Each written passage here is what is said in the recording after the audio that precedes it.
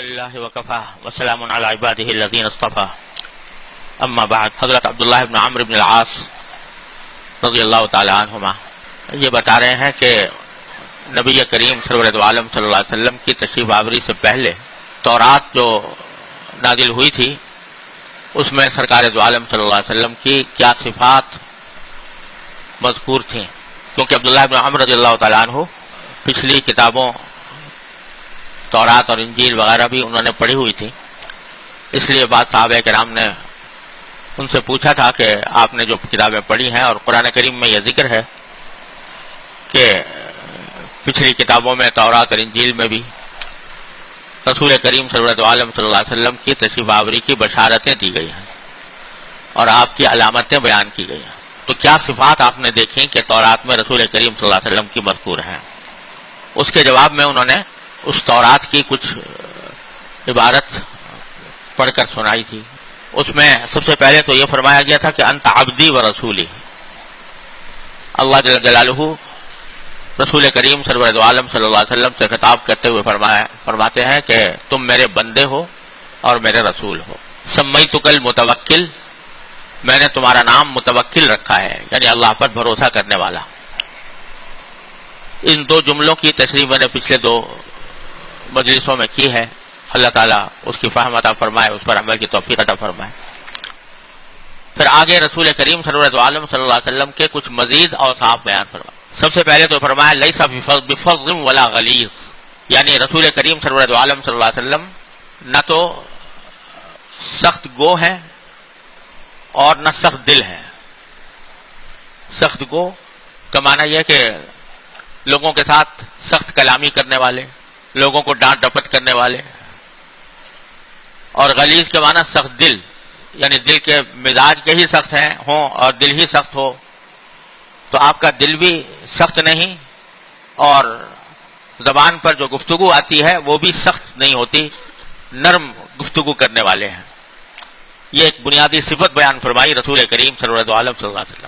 اور در حقیقت خود قرآن کریم میں بھی اللہ جل جلالہ نے نبی کریم سرور عالم صلی اللہ علیہ وسلم کی تعریف کرتے ہوئے یہ فرمایا کہ فبما رحمت من اللہ لنت لہم، یہ اللہ کی رحمت تھی جس کی وجہ سے آپ تمام لوگوں کے لیے نرم ہیں، نرم مزاج ہیں۔ ولو كنت فظا غلیظ القلب لانفضوا من حولک، اگر آپ سخت کلامی کرنے والے اور سخت دل ہوتے تو لوگ آپ کے ارد گرد سے بھاگ جاتے ہیں، لیکن اللہ تبارک و تعالیٰ نے آپ کو نرم بنایا ہے۔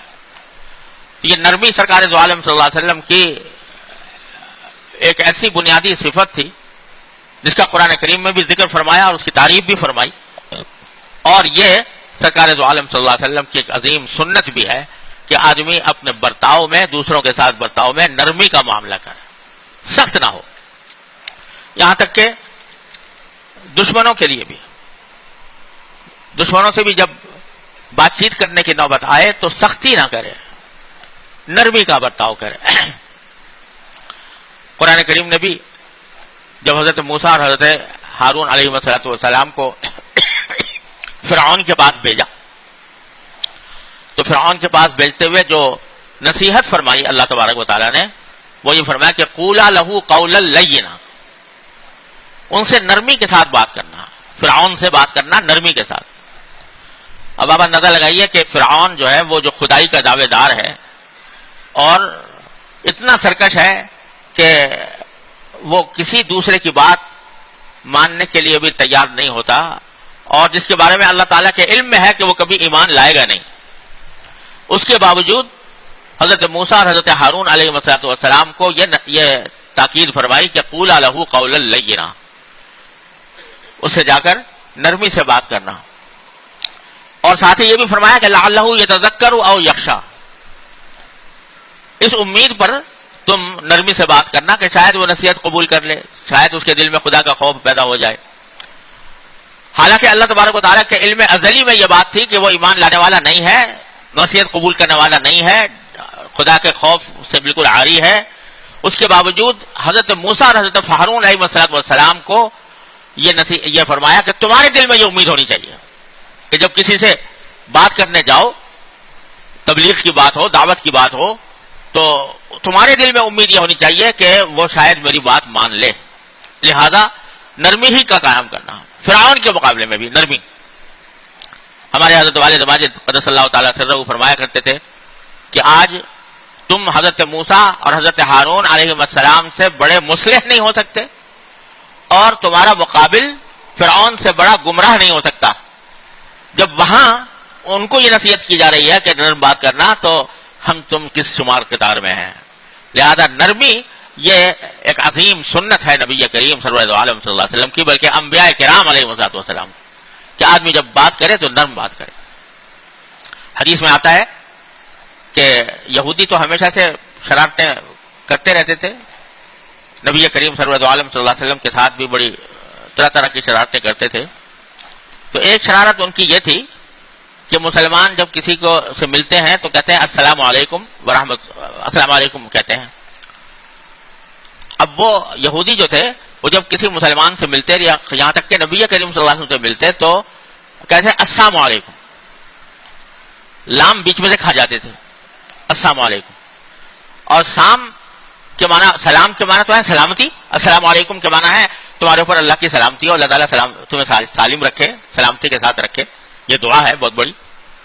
اور سام کے معنی عربی میں ہوتے ہیں موت اور لعنت، موت.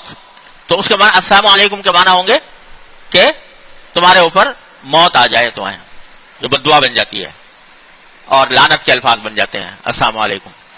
تو وہ اس طرح کہتے تھے کہ لام بیچ میں سے جیسے آدمی جلدی میں کہہ دیتا ہے، تو اس طرح کہتے تھے السلام علیکم، کہ تاکہ وہ جو لوگ سمجھتے ہیں کہ ان کو سلام کیا ہے، حقیقت میں وہ بد دعا دے رہے ہوتے تھے.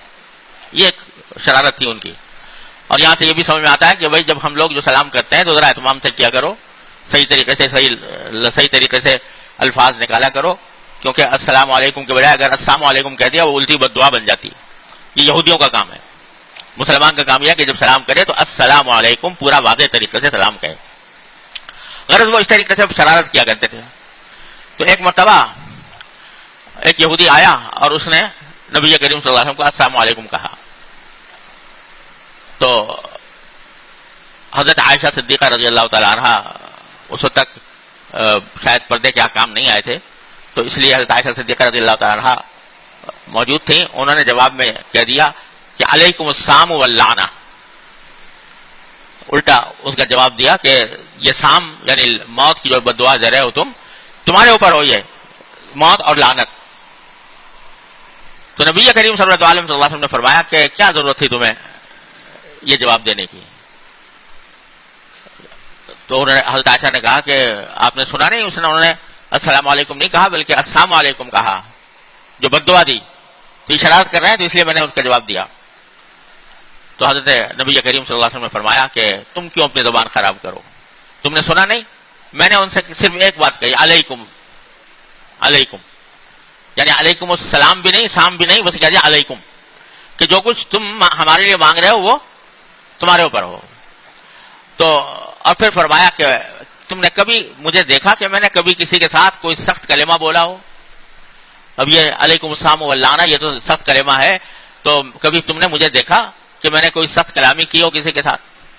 اور پھر ایک اصول بیان فرما دیا، ذرنی اصول، سنہرا اصول فرما دیا کہ ما دخل الرفق فی شیء الا زانہ وما نزع عن شیء الا شانہ. نرمی ایسی چیز ہے کہ جب کسی چیز میں داخل ہو جائے گی تو اس کو زینت بخشے گی. جس کام میں بھی نرمی کا برتاؤ کرو گے وہ اچھا ہوگا، زینت والا ہوگا. وما نزع عن شیء الا شانہ، اور نرمی کسی چیز سے بھی اگر نکال دو گے، نرمی ختم کر دو گے، تو جس چیز سے بھی نرمی نکالی گئی ہے اس میں عیب پیدا ہو جائے گا. سختی بری بات ہے، یہ عیب ہے، اور نرمی ایک اچھا وصف ہے جو اللہ تبارک و تعالیٰ کو پسند ہے. تو اللہ تبارک و تعالیٰ کی رحمت اس کے اوپر نازل ہوتی ہے نرمی کے ساتھ، اس میں زینت پیدا ہوتی ہے. لہذا سخت کلامی یہ نبی کریم صلی اللہ علیہ وسلم کی شان سے بہت دور تھی یہ بات کہ وہ کسی کے ساتھ سخت کلامی کریں، سختی انداز میں پیش آئیں. یہاں تک کہ جو ایسے مواقع آتے تھے جہاں پر عام آدمی ہوتے تو ڈانٹنے لگتے، لیکن نبی کریم صلی اللہ علیہ وسلم کبھی عام طور سے کسی کو ڈانٹتے نہیں تھے.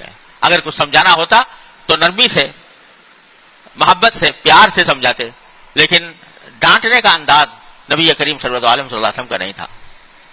یہاں تک کہ حدیث میں آتا ہے کہ ایک مرتبہ ایک اعرابی دیہاتی وہ مسجد میں آیا اور مسجد میں آ کر اس نے پیشاب کر دیا. اب وہ دیہاتی بیچارہ الڑ آدمی، اس کو یعنی شہری تمدن اور تہذیب سے دور تھا، اس کو کوئی اس میں خرابی نہیں معلوم ہوئی، پیشاب آیا کر لیا مسجد میں. صحابہ کرام نے دیکھا تو اس کو کچھ ڈانٹا وانٹنا شروع کر دیا کہ کیا غضب کیا تم نے اس میں ڈال دیا. تو آپ نے فرمایا کہ لا تظلموا، کہ نہیں اب تو اس نے کر لیا جو کچھ کرنا تھا، مسجد تو ہو گئی خراب، لیکن اب تم اس کے ایسا نہ کرو کہ ڈانٹنے وانٹنے کی وجہ سے اس کا پیشاب بند ہو جائے، لہذا تم اس کو ڈانٹو نہیں. اور پھر فرمایا کہ انما بعثتم میسرین، تمہیں لوگوں کے لیے آسانی پیدا کرنے والا بنا کر بھیجا گیا ہے، مشکلات پیدا کرنے والا بنا کر نہیں بھیجا گیا. اب یہ بیچارہ نادانی میں ایک کام کر گیا، غفلت میں، کوئی مقصود توہین نہیں تھی مسجد کی، لیکن نادانی میں کر گیا، تو اس واسطے اس کو ڈانٹنے کی بات نہیں ہے. اب کرنے دو، اس کے بعد اس کے اوپر پانی بہا دینا مسجد کو پاک کرنے کے لیے. چنانچہ صاحب کرام نے، لیکن فرمایا کہ ڈانٹو نہیں. آپ اندازہ کرو کہ اگر کوئی شخص اس طرح کی حرکت کرے تو لوگ کتنا اس کے اوپر لعنت ملامت کریں گے. لیکن نبی کریم صلی اللہ علیہ وسلم کی نرمی، لیس بفظ ولا غلیظ، وہ آپ کی شان یہ نہیں تھی. اور یہی وصف تھا جس نے بڑے بڑوں کے دل موہ لیے، اور جس کے نتیجے میں اللہ تبارک و تعالی نے لوگوں کو اسلام لانے کی توفیق عطا فرمائی. یہ وصف سرکار دو عالم صلی اللہ علیہ وسلم کا، نرمی کا، ہر ایک کے ساتھ نرم خوئی کا. نرمی اس قدر کہ کسی حدیث میں آتا ہے کہ کوئی اگر دیہاتی بھی کسی وقت آ کر آپ کا ہاتھ پکڑ کے بات کرنا شروع کر دیتا تو سرور دو عالم صلی اللہ علیہ وسلم اس وقت تک اس کی بات سنتے رہتے جب تک کہ وہ خود نہ چلا جائے. اب آپ اتنی ساری امت کے مسائل آپ کے سر پر ہیں، جہاد آپ فرما رہے ہیں، تعلیم آپ دے رہے ہیں، تبلیغ آپ فرما رہے ہیں، سارے ملک کا انتظام آپ فرما رہے ہیں، اس میں ایک دیہاتی پکڑ کے کھڑا ہو جاتا ہے، لمبی بات شروع کر دیتا ہے. تو صحابہ فرماتے ہیں کہ آپ اس کا ہاتھ جھٹک کر کبھی نہیں گئے جب تک کہ وہ خود ہی نہ چلا جائے. آپ اس کی بات پوری طریقے سے سنتے تھے. یہاں تک کہ ایک مرتبہ حدیث میں آتا ہے کہ آپ نماز پڑھانے کھڑے ہو گئے اور اس وقت میں ایک صاحب آ گئے، وہ بات کوئی ضروری بات کرنے شروع کر دی، تو آپ نے اس کی بھی بات پوری سنی اور پوری سن کر پھر نماز پڑھائی. تو لوگوں کے ساتھ شفقت، محبت اللہ تعالیٰ کی مخلوق ہے. یہ جو کوئی بھی ہے اللہ کی مخلوق ہے. میرے شیخ حضرت عارف قدس اللہ تعالیٰ سے وہ فرمایا کرتے تھے کہ اگر کسی کو اللہ جل جلالہ سے محبت ہے تو اسے اللہ کی مخلوق سے بھی محبت ہونی ضروری ہے. یہ اللہ کی مخلوق ہے، لہذا اس کے ساتھ سختی نہیں چاہیے، اس کے ساتھ نرمی کا برتاؤ کرنا ہے، اس کے ساتھ محبت کا، شفقت کا برتاؤ کرنا ہے. یہ وصف اللہ تبارک و تعالیٰ اپنے فضل و کرم سے اس وقت تک کوئی حصہ ہمیں عطا فرما دے تو ہمارے بے شمار مسائل جو ہے وہ حل ہو جائیں. جو بات نرمی سے حاصل ہو سکتی ہے اس کے لیے سختی کرنے کے نتیجے میں جھگڑے پیدا ہوتے ہیں، اس کے نتیجے میں عداوتیں پیدا ہوتی ہیں، دشمنیاں کھڑی ہوتی ہیں، تنازعات کھڑے ہو جاتے ہیں اور دل خراب ہوتے ہیں. لیکن اگر ہر آدمی یہ سوچے کہ میں نبی کریم سرور دو عالم صلی اللہ علیہ وسلم کی سنت پر عمل کرتے ہوئے میں نرمی کا معاملہ کروں گا اور نرمی کا معاملہ کرتا رہے، تو یہ بہت سارے جھگڑے، فتنے، بہت سے تنازعات، مقدمہ بازیاں یہ ختم ہو جائیں. تو فرمایا ایک وصف یہ بیان فرمایا کہ لیس بفظ ولا غلیظ، آپ سخت کلامی کرنے والے بھی نہیں تھے اور سخت مزاج بھی نہیں تھے. ولا سخاب فی الاسواق، اور نہ بازاروں میں شور مچانے والے. اور آج بھی جو بائبل کے اندر الفاظ موجود ہیں رسول کریم صلی اللہ علیہ وسلم کے بارے میں، تو اس میں الفاظ بالکل اسی یہی ہے کہ بازاروں میں اس کی آواز سنائی نہیں دے گی. یہ الفاظ آج بھی بائبل میں موجود ہیں، لکھے ہوئے ہیں. بازاروں میں اس کی آواز سنائی نہیں دے گی. یعنی بازار کے اندر جب آدمی جاتا ہے کچھ یا تو خریدنے کے لیے جاتا ہے یا بیچنے کے لیے جاتا ہے، تو خریداری میں بھی اور بیچنے میں بھی بعض اوقات لوگوں کی عادت یہ ہوتی ہے کہ دوسرے کے پیچھے پڑ جاتے ہیں. اور مثلا خریدار ہے وہ پیچھے پڑ جاتا ہے بیچنے والے کے کہ کم کرو، اور بیچنے والا پیچھے پڑ جاتا ہے کہ لے کے جاؤ، اسی قیمت میں لے کے جاؤ جو میں کہتا ہوں. تو دونوں ایک دوسرے کے ساتھ کھینچ تان میں بعض اوقات ان کی آوازیں بھی بلند ہو جاتی ہیں. تو یہ جو فرمایا گیا کہ بازاروں میں ان کی آواز سنائی نہیں دے گی، اس کا ایک مطلب یہ ہے کہ خریداری میں یا بیچنے میں وہ کسی دوسرے پر ایسا اصرار نہیں کرتے جس کی وجہ سے آواز بلند کرنے کی ضرورت نوبت آئے. اور یہ بھی ایک وصف ہے، بڑا عظیم وصف ہے، جس کا حدیث میں جس کی بڑی فضیلت وارد ہوئی ہے. اور حدیث میں فرمایا نبی کریم صلی اللہ علیہ وسلم نے کہ اللہ تعالیٰ اس بندے کو بہت پسند فرماتے ہیں جو سمحن اذا باع سمحن اذا اشترى سمحن اذا اقتضى، جو اگر کوئی سامان بیچ رہا ہے تو بیچتے وقت بھی نرمی کا معاملہ کرے،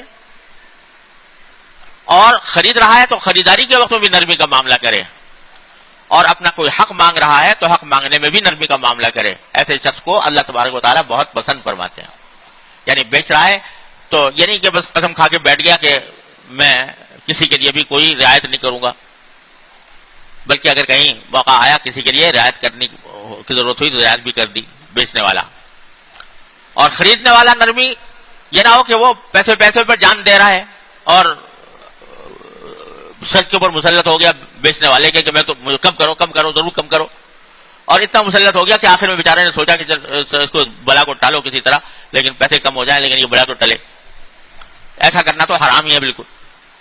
تو جو آدمی نرم ہو بیچنے کے وقت میں بھی اور خریداری کے وقت میں بھی، اس کو اللہ تعالیٰ بہت پسند فرماتے ہیں. تو بازاروں میں آواز سنائی نہیں دے گی، یعنی ایک تو یہ کہ خریداری اور بیچنے میں نرمی کا معاملہ کرنے والے ہوں گے، سختی کا معاملہ نہیں کرنے والے ہوں گے. یعنی نبی کریم صلی اللہ علیہ وسلم بازار میں تشریف لے جاتے تھے بازار میں بھی، بعض اوقات کسی خریداری کے لیے بھی تشریف لے جاتے تھے، اور بعض اوقات اپنے صحابہ کرام کے حالات کو دیکھنے کے لیے بھی تشریف لے جاتے تھے. لیکن اس طرح کے وقار کے ساتھ اور نرمی کے ساتھ بازار میں آواز سنائی نہیں دیتی تھی رسول کریم صلی اللہ علیہ وسلم کی. اس کو خاص طور پر اللہ تبارک و تعالیٰ نے آپ کے اس وصف کو بیان فرمایا. تو معلوم ہوا کہ جب آدمی اپنی کسی ضرورت کے تحت بازار میں جائے تو اس میں اہتمام کرے اس بات کا کہ شور وور نہ مچائے، کسی موقع پر شور مچانے کی نوبت نہ آئے.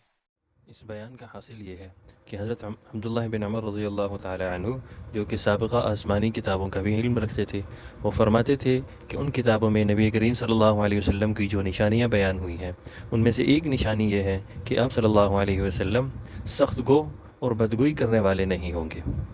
یہ نبی کریم صلی اللہ علیہ وسلم کی عظیم الشان سنت ہے، جسے آپ صلی اللہ علیہ وسلم نے اپنے صحابی حضرت انس بن مالک رضی اللہ تعالی عنہ کو بھی اختیار کرنے کا حکم فرمایا تھا. نرم گوئی اور نرم اخلاقی یہ اعلیٰ اخلاق کا سب سے بہترین درجہ ہے. اللہ سے دعا ہے کہ اللہ تعالی ہمیں اعلیٰ اخلاق اختیار کرنے کی توفیق نصیب فرمائے. آمین.